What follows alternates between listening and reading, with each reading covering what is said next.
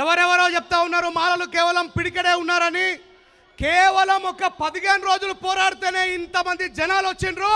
నీలాగా 30 సంవత్సరాలు పోరాడితే ఈ భారతదేశంలో ఉన్న మాలలందరినీ కదిలించే శక్తి మాకుంది.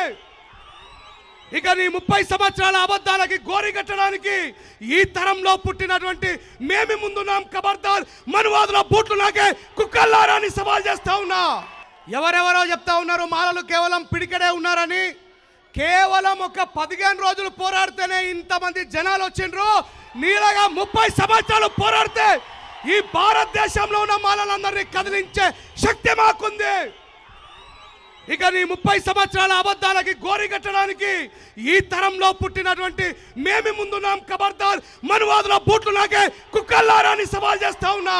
ఇక్కడ మాత్రం గుర్తుంచుకోండి, మిమ్మల్ని ఏ పార్టీ వర్గీకరణను వ్యతిరేకించే పార్టీ ఇక్కడ లేదు. మీరు మాలల్ని భ్రమలు పెట్టే ప్రయత్నం ఆపుకోండి. మాలల్ని అంబేద్కర్ వాదం నుంచి దూరం చేసి మనువాదులుగా మార్చబాకండి.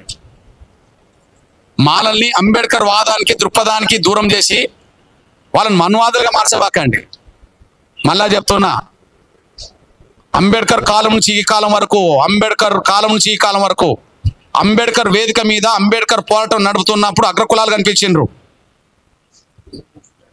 ఈనాడు అంబేద్కర్ను గౌరవించే వాళ్ళ సంఖ్య అగ్రకులాలు పెరిగింది. ఈనాడు ఆయన రథాన్ని ముందుకు నడిపించే క్రమంలో అగ్రకులాలు ఇక్కడ సమర్థిస్తున్నాయి. ఎంఆర్పిఎస్ని అందరూ సమర్థిస్తున్నారు. కాబట్టి గుర్తుపెట్టుకోండి, అగ్రకులాల్లో అంబేద్కర్ వాదుల సంఖ్య పెరిగింది, మాలల్లో మనవాదుల సంఖ్య పెరుగుతున్నది. మనవాద సంస్కృతి దూరం చేసుకోకుంటే మీరు సమాజానికి దూరం అవుతారు. ఇప్పటికే దళితుల్లో మెజారిటీ కులాల ఆకాంక్షకు విరుద్ధంగా మాట్లాడుతున్నారు. బీసీలకు, ఎస్సీలకు, మైనార్టీలకు, అగ్రకులాల అభిప్రాయానికి విరుద్ధంగా మాట్లాడుతున్నారు. మీరు సుప్రీంకోర్టు చీఫ్ జస్టిస్ ధర్మాసనానికి వ్యతిరేకంగా మాట్లాడుతున్నారు. మీరు గౌరవ రాష్ట్రపతి కేఆర్ నారాయణ ఇచ్చిన స్ఫూర్తికి విరుద్ధంగా మాట్లాడుతున్నారు. మీరు ప్రధానమంత్రులకు వ్యతిరేకంగా మాట్లాడుతున్నారు. మీరు మనవాదులుగా మారారు. మీరు మనవాదులు అవుతే మీ అంబేద్కర్ వాదులం. మనవాదాన్ని అంబేద్కర్ ఓడించిండు ఆనాటి కాలంలో. ఈనాడు ఎంఆర్పిఎస్ కూడా నయా మనవాదులను ఇప్పుడు ఓడిస్తారు. ఆనాడు అంబేద్కరు మనవాదులను ఓడించి ప్రాతినిధ్యాన్ని సాధించాడు. ఈనాడు నయా మానవాదులు ఎక్కడున్నారంటే ఎక్కువ మాలల్లోనే ఉన్నారు. ఆ నయా మానవాదులను ఓడించడం ఖాయం, వర్గీకరణ అమలు చేయించుకోవడం ఖాయం, మనువాదులను నిర్మూలించడం కూడా ఖాయం. మనువాదులను రాజకీయంగా నిర్మూలించడం కూడా ఖాయం తెలంగాణ గడ్డ మీద. ఒక సందర్భంలో అయ్యనే మా మహిళతో ఓడించిన వాళ్ళం. భవిష్యత్తు రోజుల్లో వాళ్ళకు రాజకీయంగా పుట్టకతులు లేకుండా చేయడం కోసం మాదిగల్ని, మా నేత కానీ పీడిత కులాలందరినీ, బుడగజంగాలందరినీ ఏకదానికి తీసుకొస్తాం. ఏదేమైనా వర్గీకరణను అడ్డు తగులే స్వార్థపరులారా, మిమ్మల్ని సమర్థించే రాజకీయ పార్టీ లేదు. మీకు చేతనైతే బీఎస్పీలో చేరి మాయావతి అండ తీసుకోండి, లేదా మీకు చేతనవుతే సొంత పార్టీ పెట్టుకొని మాట్లాడండి. కానీ మాలల్ని భ్రమలు పెట్టే ప్రయత్నం చేసి మాలల్ని మనవాదులా మార్చబాకండి అని చెప్పి నేను విజ్ఞప్తి చేస్తున్నా. 600 వర్గీకరణ అమలు జరుగుతుంది. మళ్ళా చెప్తున్నా, మీరే కాదు, మీ తండ్రులు మళ్ళా పుట్టిన, వాళ్ళ తండ్రులు మళ్ళా పుట్టిన, మీ ముత్తాతలు మళ్ళా పుట్టిన వర్గీకరణ ఆగదు. రాసి పెట్టుకోండి. యుద్ధాన్ని ముందుకు నడిపించే శక్తి మాదిగలకున్నది. పీడిత కులాలందరినీ కూడగట్టే శక్తి మాదిగలకున్నది. సమాజాన్ని కూడగట్టే శక్తి మాదిగలకున్నది. ఎందుకంటే మాదిగల పోరాటం అంబేద్కర్ దృక్పథానికి అనుగుణమైంది కాబట్టి సమాజం మొత్తం అండగా నిలబడుతుంది, రాజకీయ పట్ల అండగా నిలబడుతున్నాయి. ఒక్క పార్టీ మద్దతు కూడా కట్టుకోలేని వాళ్ళు మీరు స్వార్థపరులు, మీరు మనువాదులు. మీ మనువాదాన్ని వదలకపోతే, మీ స్వార్థాన్ని వదలకపోతే మీరే సమాజం నుంచి మరింత దూరమై ఒంటరి వాళ్ళై ఈ రాష్ట్రంలో, ఈ దేశంలో మిమ్మల్ని గుర్తించి గౌరవించడానికి కూడా సిద్ధంగా లేని రోజులు వస్తాయనేసి కూడా మర్చిపోదు. మళ్ళీ చెప్తున్నా, మేము వర్గీకరణ వ్యతిరేకంగా మాట్లాడే వాళ్ళందరికీ మేము శత్రువులుగానే చూస్తాం. వర్గీకరణ వ్యతిరేకిస్తామని ఎవరు మాట్లాడినా వాళ్ళ మనసులో ఉన్న వాళ్ళ మనోలాగా చూస్తాం. కొంతమంది బహిరంగ మాట్లాడుతున్నారు, కొంతమంది మనసులో పెట్టుకుంటున్నారు. మనసులో పెట్టుకుంటున్నారు. నేను అంటున్నా, వర్గీకరణకు వ్యతిరేకంగా బహిరంగ మాట్లాడిన వాళ్ళను మనవాదులను చూస్తాం, మా శత్రువులను చూస్తాం. వాళ్ళతో ఏనాడు రాజు ఉండదు. రెండోది, వర్గీకరణకు వ్యతిరేకంగా మనసులో ఉన్న వాళ్ళని కూడా మేము పసిగడతాం. వర్గీకరణకు వ్యతిరేకంగా మనసులో ఉన్న కూడా పసిగడతాం. వాళ్ళని కూడా మేము మనవాదులని పరిగణలోకి తీసుకుంటాం. దళితుల ఐక్యత గురించి మాట్లాడుతుండే వీళ్ళు. దళితుల ఐక్యత గురించి మాట్లాడేటోళ్ళు దళితులందరూ సభ పెట్టాలా? ఒక మాలందరూ సభ ఎట్లా పెడతావు? దళితుల ఐక్యత గురించి మాట్లాడేటోళ్ళు దళితులందరూ సభ పెట్టాలి, ఒక మాలల గురించి ఎట్లా పెడతావు? నన్ను ప్రేమించకపోతే పెళ్లి చేసుకోకపోతే సంపుతానని చంపేటోళ్ళు ఉన్నారు, గొంతులు కొత్తలేరు. ఆడపిల్లలు సైకోలు వీళ్ళు, దళిత సైకోలు, మాల సైకోలు వీళ్ళు. అరే మాకు లేని మీకెందుకయ్యా? నీతో కలిసి ఉండాలంటే ఇద్దరి మధ్యలో ఐక్యత ఉండాలి, అవగాహన ఉండాలి, సంబంధాలు ఉండాలి, ఏకాభిప్రాయం ఉండాలి. ప్లీజ్ బాయ్, మాతో ఐక్యంగా ఉండాలంటే ఒక మాట, మాతో ఐక్యంగా ఉండాలంటే మా అభిప్రాయం కూడా ఉండాలి కదా, మా హక్కులు కూడా ఉండాలి కదా. కాబట్టి మాలలు సైకోలుగా మారారు. ఐక్యత గురించి మాట్లాడు సైకోలే. వర్గీకరణ సంబంధిస్తే మేము కలిసి ఉంటాం, మా అభిప్రాయానికి విలువని ఇవ్వకపోతే మేము కలిసి ఉంటాం. మాకు బీసీల మద్దతు ఉన్నది. మా బీసీలు మా సోదరులే, అగ్రకులాలు మా సోదరులే, ఓకే, మా మైనార్టీలు మా సోదరులే, మా గిరిజనులు మా సోదరులే, మాలేతరు మా దళితులు మా సోదరులే. వర్గీకరణ వ్యతిరేకించిన వాళ్ళని మేము సోదరులుగా పరిగణించాం. వర్గీకరణ వ్యతిరేకించిన మా సోదరులు కూడా పరిగణించాను అందరూ. అరే నేనంటే చంపేయడం అంటే వర్గీకరణ రద్దు చేయించడం అని అర్థం. ఇక్కడ ఏది అక్కడనో ప్రేమిస్తే పెళ్లి చేసుకోకపోతే చంపేస్తాను కదా, ఇక్కడనో రద్దు చేస్తామంటాను అంతే. ఇప్పుడు పాలసీ ఏది, అక్కడనో ప్రేమించకపోతే పెళ్లి చేసుకోకపోతే చంపేస్తాను, ఇక్కడ నువ్వు ఐక్యంగా ఉండకపోతే నేను రద్దు చేస్తామంటాను. సైకో కదా ఇది. అందువల్ల అట్లా ప్రేమించి మేము ఏకపక్షంగా నేను ప్రేమించాను నువ్వు పెళ్లి చేసుకోతే చంపేస్తాన్న సైకోలు ఎట్లనో, మా ఇష్టం లేకుండా, మా వర్గీకరణ సమర్థించకుండా మాతో కలిసి ఉండాలి లేకపోతే రద్దు చేస్తామంటే ఇది ఇక్కడ సైకోలే. కాబట్టి సైకోల సంగతి తేల్చేస్తాం, మానవాదుల సంగతి తేల్చేస్తాం, అంబేద్కర్ రథాన్ని ముందుకు నడిపిస్తాం. అంబేద్కర్ రథాన్ని ముందుకు నడిపించే కాడ ఎన్ని అడ్డంకులైనా ఎదుర్కొంటాం. మీ అయ్యలు కాదు, మీ అయ్యలు కూడా పుట్టినా మళ్ళీ వర్గీకరణ ఆపలేరు. ఇది సత్యం. ఇప్పుడు మాట్లాడండి.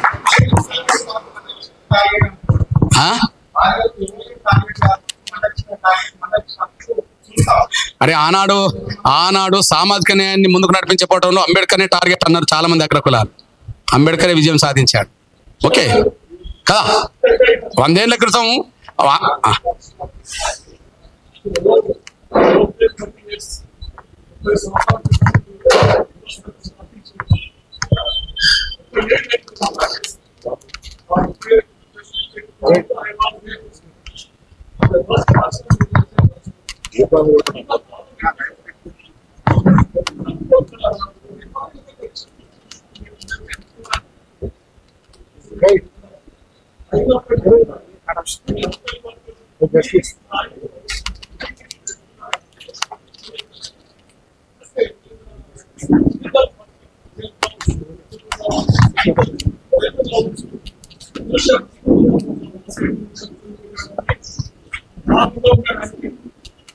నేనేంటంటే ఇప్పుడు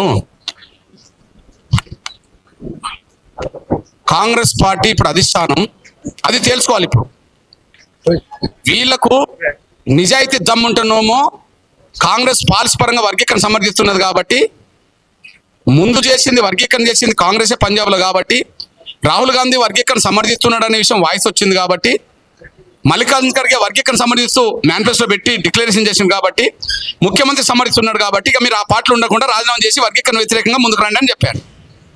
రెండోది కాంగ్రెస్ను కోరుతున్నా, మీ పార్టీలోనే ఉండి వర్గీకరణకు అడ్డుతవుతామని మాట్లాడుతుంటే పార్టీ అధిష్టాన వర్గం ఎందుకు మౌనంగా ఉన్నదని వీళ్ళని అడుగుతున్నా. పార్టీ అధిష్టాన వర్గం ఎందుకు మౌనంగా ఉన్నది?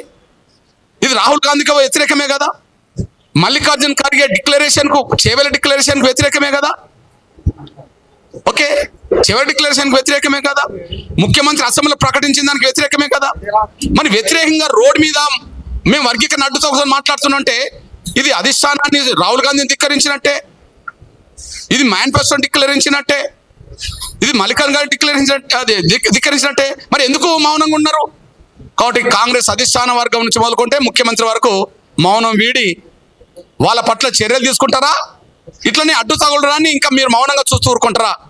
దళితుల మధ్యలో మరింత విఘాతం పెరగడానికి మీరు వాళ్ళకు అనుకూలంగా ఉంటారా అనే విషయం తెలుసుకోవాల్సిన అవసరం వాళ్ళకు ఉన్నదనేసి కూడా మీ దృష్టి తీసుకొస్తున్నాను నేను. ఇకపోతే ఇంకొక విషయం, ప్రెస్ మీట్లో ప్రైవేట్ రంగంలో రిజర్వేషన్ గురించి మాట్లాడాను. ప్రైవేట్ రంగంలో రిజర్వేషన్ గురించి మాట్లాడాను. మేము ప్రైవేట్ రంగంలో రిజర్వేషన్ కావాలని 2003లోనే ఉద్యమం చేశాం. ఇప్పుడు గౌరవ కేఆర్ నారాయణ గారు రాష్ట్రపతిగా ఉన్న కాలంలోనే ప్రైవేట్ రంగంలో రిజర్వేషన్లు అమలు జరగాలని చెప్పి రాష్ట్రపతిగా స్వాతంత్ర దినోత్సవ వేడుకల్లో పిలుపునిచ్చేశాడు. మేము ఆనాడే అందుకున్నాం. వాస్తవానికి వర్గీకరణ అడ్డు తగలకపోతే ప్రైవేట్ రంగంలో రిజర్వేషన్ల అంశం దేశవ్యాప్తంగా ప్రధాన ఎజెండాగా మార్చేవాళ్ళం. వర్గీకరణ అడ్డు తగలకపోతే ప్రైవేట్ రంగంలో రిజర్వేషన్ అంశాన్ని దేశవ్యాప్తంగా ప్రధాన ఎజెండాగా మలిచేవాళ్ళం కదా. ఇప్పుడు మరి ప్రైవేట్ రంగంలో రిజర్వేషన్లకు వ్యతిరేకం ఎవరు? అగ్రకులాల పారిశ్రామికవేత్తలు అనుకూలంగా ఉండరు. అగ్రకులాల్లో పారిశ్రామికవేత్తలు అనుకూలంగా ఉండరు. కానీ దళితుల్లో ఎదిగిన పారిశ్రామికవేత్తలు ఉన్నారు కదా అగ్రకులాలకు ధీటుగా. ఎగ్జాంపుల్ మా వెంకటస్వామి కుటుంబమే కదా. మరి అగ్రకులాలు 100% ప్రైవేట్ రంగం అంతా వాళ్ళ చేతులు ఉన్నది. 99% ప్రైవేట్ రంగం వాళ్ళ చేతులు ఉన్నది. 1% దళిత వర్గాల చేతులు ఉంటుంది, మీ చేతిలో ఉన్నది. మీ చేతిలో ఉండబడే ప్రైవేట్ రంగ సంస్థల్లో మీరు మాదిగలకు దళితులకు రిజర్వేషన్ అమలు చేయవచ్చు కదా. ప్రత్యేక రిజర్వేషన్లు మీరు ఇవ్వచ్చు కదా, దగ్గర తీసుకోవచ్చు కదా, మీ చేతులు ఉన్నది కదా. ప్రైవేట్ రంగం అంతా 99% అగ్రకులాల పారిశ్రామిక చేతులు ఉంటే 1% మీ చేతులు ఉన్నది కదా. మీ చేతులు ఉన్నదాన్ని మీరు అమలు చేయకపోతే అగ్రకులాలు ఎట్లా అమలు చేస్తారు? మీ చేతిలో ఉన్న పరిశ్రమల్లో, మీరు నడిపే పరిశ్రమలోనే ప్రైవేట్ రంగంలో రిజర్వేషన్ అమలుకు మీరు ముందుకు రాకపోతే అగ్రకులాల పారిశ్రామికవేత్తలు ఎలా అమలు చేస్తారో మీరు చెప్పండి. మేమైతే ప్రైవేట్ రంగంలో రిజర్వేషన్లకు అనుకూలం. మీకంటే ముందు 2022, 23, 2003లోనే మేము మాట్లాడినాం. కానీ మీరు అడ్డు తగలడం వల్ల ఆ అంశం ఎజెండాగా మార్చలేకపోయాం. మీరు అడ్డు తగలకపోతే అంశం ఎప్పుడూ ఎజెండాగా మారే. మళ్ళీ చెప్తున్నాం, ఈ దేశంలో అంబేద్కర్ కాలం నుంచి నేటి వరకు పెండింగ్లో దళిత వర్గాల సమస్యలు ఎన్ని ఉన్నాయో వర్గీకరణ అమలు చేసుకోవడం మొదలైన తర్వాత పెండింగ్ సమస్యలన్నిటిగా ఉద్యమం చేస్తాం. దేశవ్యాప్తంగా దళిత వర్గాలను, గిరిజన వర్గాలను, బలహీన వర్గాలందరినీ కూడా కడతాం. అంబేద్కర్ కాలం నుంచి నేటి వరకు పెండింగ్ సమస్యలు చాలా ఉన్నాయి. ఎగ్జాంపుల్ లోక్సభలో రిజర్వేషన్లు ఉన్నాయి, రాజ్యసభలో లేవు కదా. లోక్సభలో రిజర్వేషన్ రాజ్యసభలో లేవు కదా. శాసనసభలో రిజర్వేషన్లు ఉన్నాయి, శాసన మండలిలో లేవు కదా. ఓకే, విద్యా ఉద్యోగ సంక్షేమ రాజకీయ రంగంలో రిజర్వేషన్లు కొంత ఉన్నాయి. మరి న్యాయ వ్యవస్థలో రిజర్వేషన్ లేవు కదా, సుప్రీంకోర్టులో రిజర్వేషన్ లేవు కదా, హైకోర్టులో రిజర్వేషన్ లేవు కదా. అంటే అంబేద్కర్ కాలం నుంచి పెండింగ్లు ఉన్నాయి కదా.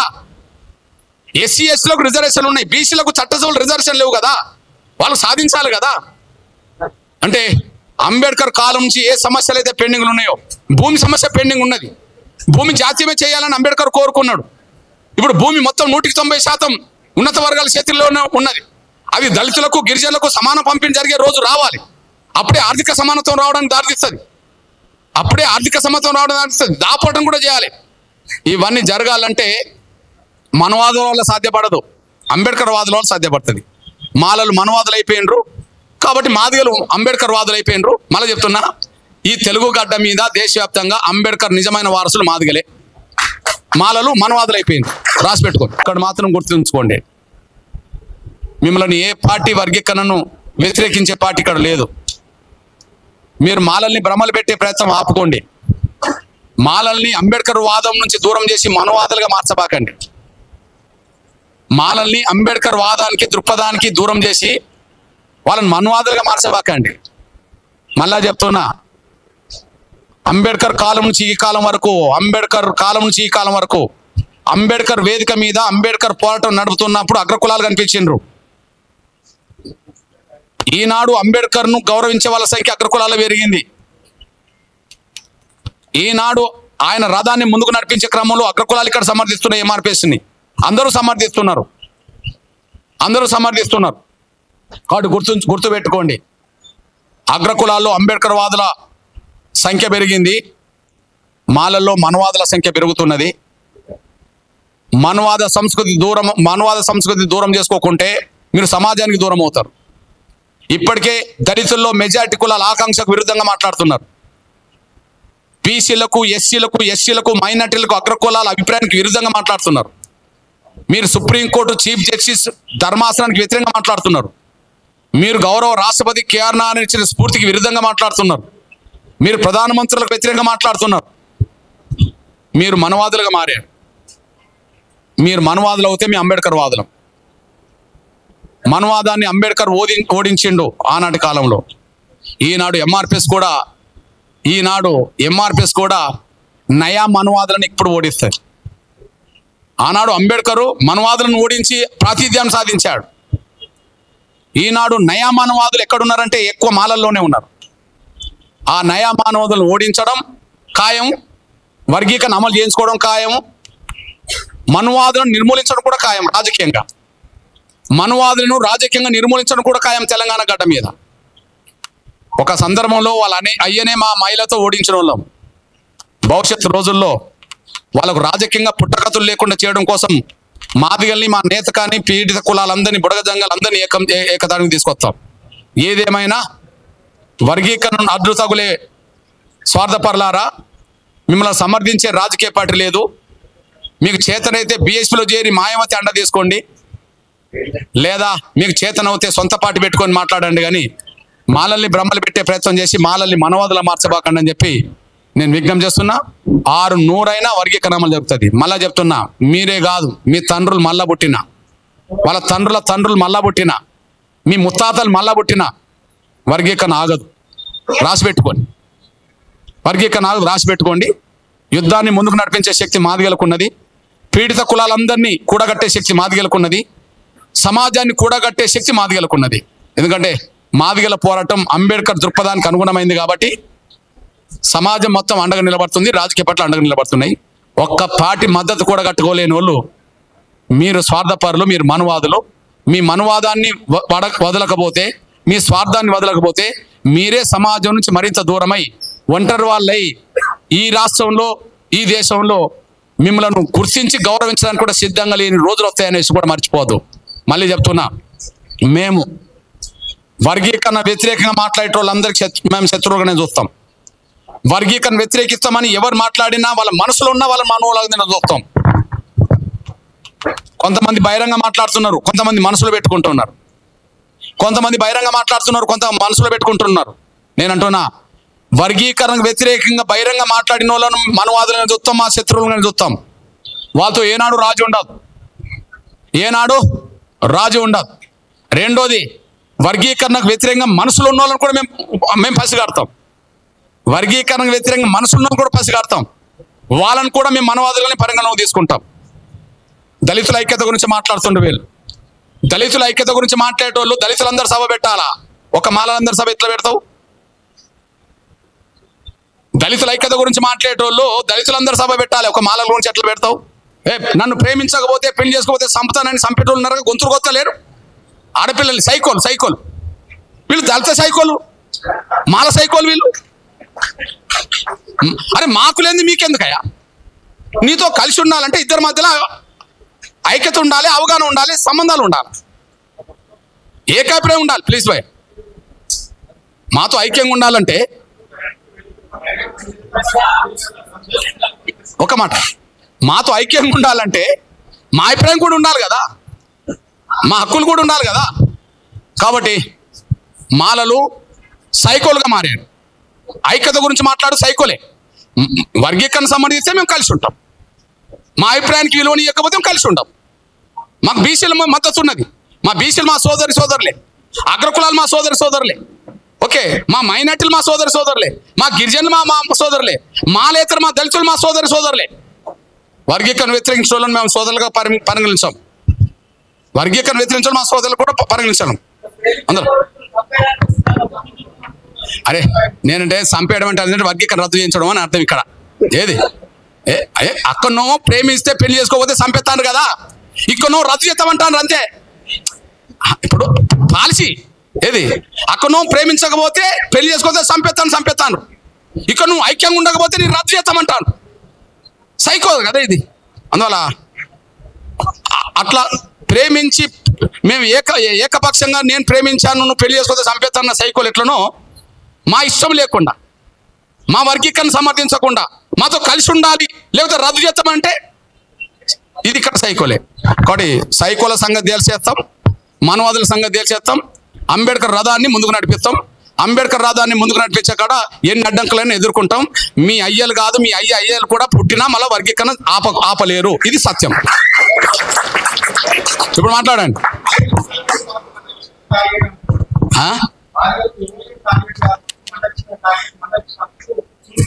అరే ఆనాడు సామాజిక న్యాయాన్ని ముందుకు నడిపించే పోవడంలో అంబేద్కర్నే టార్గెట్ అన్నారు చాలా మంది అగ్రకులాలు. అంబేద్కరే విజయం సాధించాడు. ఓకే కదా? 100 ఏళ్ల క్రితం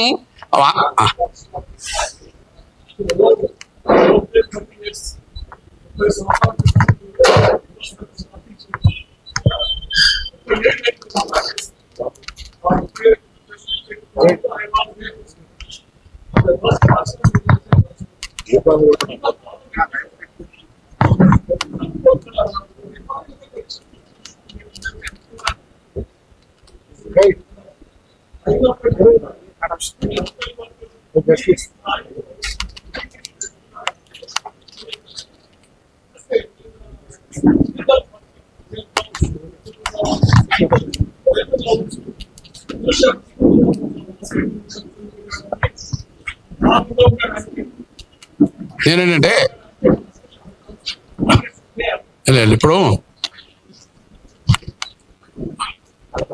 కాంగ్రెస్ పార్టీ ఇప్పుడు అధిష్టానం అది తెలుసుకోవాలి. ఇప్పుడు వీళ్లకు నిజాయితీ దమ్ముంటున్నామో కాంగ్రెస్ పాలసీ పరంగా వర్గీకరణ సమర్థిస్తున్నది కాబట్టి, ముందు చేసింది వర్గీకరణ చేసింది కాంగ్రెసే పంజాబ్లో కాబట్టి, రాహుల్ గాంధీ వర్గీకరణ సమర్థిస్తున్నాడు అనే విషయం వాయిస్ వచ్చింది కాబట్టి, మల్లికార్జున ఖర్గే వర్గీకరణ సమర్థిస్తూ మేనిఫెస్టో పెట్టి డిక్లరేషన్ చేసింది కాబట్టి, ముఖ్యమంత్రి సమర్థిస్తున్నాడు కాబట్టి ఇక మీరు ఆ పార్టీలో ఉండకుండా రాజీనామా చేసి వర్గీకరణ వ్యతిరేకంగా ముందుకు రండి అని చెప్పారు. రెండోది కాంగ్రెస్ను కోరుతున్నా, మీ పార్టీలోనే ఉండి వర్గీకరణకు అడ్డుతవుతామని మాట్లాడుతుంటే పార్టీ అధిష్టాన వర్గం ఎందుకు మౌనంగా ఉన్నదని వీళ్ళని అడుగుతున్నా. పార్టీ అధిష్టాన వర్గం ఎందుకు మౌనంగా ఉన్నది? ఇది రాహుల్ గాంధీకి వ్యతిరేకమే కదా, మల్లికార్జున ఖర్గే డిక్లరేషన్కు చేవెళ్ల డిక్లరేషన్కు వ్యతిరేకమే కదా, ఓకే చివరి డిక్లరేషన్కి వ్యతిరేకమే కదా, ముఖ్యమంత్రి అసెంబ్లీలో ప్రకటించిన దానికి వ్యతిరేకమే కదా. మరి వ్యతిరేకంగా రోడ్డు మీద మేము వర్గీకరణ అడ్డుతోని మాట్లాడుతున్నంటే ఇది అధిష్టానాన్ని రాహుల్ గాంధీని ధిక్కరించినట్టే, ఇది మేనిఫెస్టోని డిక్లరించినట్టే, ఇది మల్లికార్జున ఖర్గే ధిక్కరించినట్టే. మరి ఎందుకు మౌనంగా ఉన్నారు? కాబట్టి కాంగ్రెస్ అధిష్టాన వర్గం నుంచి మొదలుకుంటే ముఖ్యమంత్రి వరకు మౌనం వీడి వాళ్ళ పట్ల చర్యలు తీసుకుంటారా, ఇట్లనే అడ్డు తగలడాన్ని ఇంకా మీరు మౌనంగా చూస్తూ ఊరుకుంటారా? దళితుల మధ్యలో మరింత విఘాతం పెరగడానికి మీరు వాళ్ళకు అనుకూలంగా ఉంటారా అనే విషయం తెలుసుకోవాల్సిన అవసరం వాళ్ళకు ఉన్నదనేసి కూడా మీ దృష్టి తీసుకొస్తున్నాను నేను. ఇకపోతే ఇంకొక విషయం, ప్రెస్ మీట్లో ప్రైవేట్ రంగంలో రిజర్వేషన్ గురించి మాట్లాడాను.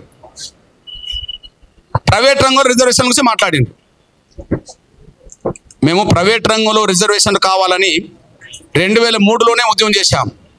ఇప్పుడు గౌరవ KR నారాయణ గారు రాష్ట్రపతిగా ఉన్న కాలంలోనే ప్రైవేట్ రంగంలో రిజర్వేషన్లు అమలు జరగాలని చెప్పి రాష్ట్రపతిగా స్వాతంత్ర దినోత్సవ వేడుకల్లో పిలుపునిచ్చేశాడు. మేము ఆనాడే అందుకున్నాం. వాస్తవానికి వర్గీకరణ అడ్డు తగలకపోతే ప్రైవేట్ రంగంలో రిజర్వేషన్ల అంశం దేశవ్యాప్తంగా ప్రధాన ఎజెండాగా మార్చేవాళ్ళం. వర్గీకరణ అడ్డు తగలకపోతే ప్రైవేట్ రంగంలో రిజర్వేషన్ అంశాన్ని దేశవ్యాప్తంగా ప్రధాన ఎజెండాగా మలిచేవాళ్ళం కదా. ఇప్పుడు మరి ప్రైవేట్ రంగంలో రిజర్వేషన్లకు వ్యతిరేకం ఎవరు? అగ్రకులాల పారిశ్రామికవేత్తలు అనుకూలంగా ఉండరు. అగ్రకులాల్లో పారిశ్రామికవేత్తలు అనుకూలంగా ఉండరు. కానీ దళితుల్లో ఎదిగిన పారిశ్రామికవేత్తలు ఉన్నారు కదా అగ్రకులాలకు ధీటుగా. ఎగ్జాంపుల్ మా వెంకటస్వామి కుటుంబమే కదా. మరి అగ్రకులాలు 100% ప్రైవేట్ రంగం అంతా వాళ్ళ చేతులు ఉన్నది, 99% ప్రైవేట్ రంగం వాళ్ళ చేతులు ఉన్నది. 1% దళిత వర్గాల చేతులు ఉంటుంది, మీ చేతిలో ఉన్నది. మీ చేతిలో ఉండబడే ప్రైవేట్ రంగ సంస్థల్లో మీరు మాదిగలకు దళితులకు రిజర్వేషన్లు అమలు చేయవచ్చు కదా, ప్రత్యేక రిజర్వేషన్లు మీరు ఇవ్వచ్చు కదా, దగ్గర తీసుకోవచ్చు కదా, మీ చేతులు ఉన్నది కదా. ప్రైవేట్ రంగం అంతా 99% అగ్రకులాల పారిశ్రామిక చేతులు ఉంటే 1% మీ చేతులు ఉన్నది కదా. మీ చేతులు ఉన్నదాన్ని మీరు అమలు చేయకపోతే అగ్రకులాలు ఎట్లా అమలు చేస్తారు? మీ చేతిలో ఉన్న పరిశ్రమల్లో మీరు నడిపే పరిశ్రమలోనే ప్రైవేట్ రంగంలో రిజర్వేషన్ అమలుకు మీరు ముందుకు రాకపోతే అగ్రకులాల పారిశ్రామికవేత్తలు ఎలా అమలు చేస్తారో మీరు చెప్పండి. మేమైతే ప్రైవేట్ రంగంలో రిజర్వేషన్లకు అనుకూలం. మీకంటే ముందు 2022, 23, 2023లోనే మేము మాట్లాడినాం. కానీ మీరు అడ్డు తగలడం వల్ల ఆ అంశం ఎజెండాగా మార్చలేకపోయాం. మీరు అడ్డు తగలకపోతే అంశం ఎప్పుడూ ఎజెండాగా మారే. మళ్ళీ చెప్తున్నాం, ఈ దేశంలో అంబేద్కర్ కాలం నుంచి నేటి వరకు పెండింగ్లో దళిత వర్గాల సమస్యలు ఎన్ని ఉన్నాయో వర్గీకరణ అమలు చేసుకోవడం మొదలైన తర్వాత పెండింగ్ సమస్యలన్నిటిగా ఉద్యమం చేస్తాం. దేశవ్యాప్తంగా దళిత వర్గాలను, గిరిజన వర్గాలను, బలహీన వర్గాలందరినీ కూడా కడతాం. అంబేద్కర్ కాలం నుంచి నేటి వరకు పెండింగ్ సమస్యలు చాలా ఉన్నాయి. అంబేద్కర్ కాలం నుంచి నేటి వరకు పెండింగ్ సమస్యలు చాలా ఉన్నాయి. ఎగ్జాంపుల్ లోక్సభలో రిజర్వేషన్లు ఉన్నాయి, రాజ్యసభలో లేవు కదా. లోక్సభలో రిజర్వేషన్ రాజ్యసభలో లేవు కదా. శాసనసభలో రిజర్వేషన్లు ఉన్నాయి, శాసన మండలిలో లేవు కదా. ఓకే, విద్యా ఉద్యోగ సంక్షేమ రాజకీయ రంగంలో రిజర్వేషన్లు కొంత ఉన్నాయి. మరి న్యాయ వ్యవస్థలో రిజర్వేషన్ లేవు కదా, సుప్రీంకోర్టులో రిజర్వేషన్ లేవు కదా, హైకోర్టులో రిజర్వేషన్ లేవు కదా. అంటే అంబేద్కర్ కాలం నుంచి పెండింగ్లు ఉన్నాయి కదా. ఎస్సీ ఎస్టీలకు రిజర్వేషన్లు ఉన్నాయి, బీసీలకు చట్టసభలు రిజర్వేషన్ లేవు కదా, వాళ్ళు సాధించాలి కదా. అంటే అంబేద్కర్ కాలం నుంచి ఏ సమస్యలు అయితే పెండింగ్లు ఉన్నాయో, భూమి సమస్య పెండింగ్ ఉన్నది. భూమి జాతీయమే చేయాలని అంబేద్కర్ కోరుకున్నాడు. ఇప్పుడు భూమి మొత్తం 190% ఉన్నత వర్గాల చేతుల్లోనే ఉన్నది. అది దళితులకు, గిరిజనులకు సమాన పంపిణీ జరిగే రోజు రావాలి. అప్పుడే ఆర్థిక సమానత్వం రావడానికి దారితీస్తుంది. దాపోవడం కూడా చేయాలి. ఇవన్నీ జరగాలంటే మనవాదుల వల్ల సాధ్యపడదు, అంబేద్కర్ వాదుల వల్ల సాధ్యపడుతుంది. మాలలు మనవాదులు అయిపోయినరు కాబట్టి మాదిగలు అంబేద్కర్ వాదులు అయిపోయినరు. మళ్ళీ చెప్తున్నా, ఈ తెలుగు గడ్డ మీద దేశవ్యాప్తంగా అంబేద్కర్ నిజమైన వారసులు మాదిగలే. మాలలు మనవాదులు అయిపోయినరు, రాసి పెట్టుకోండి.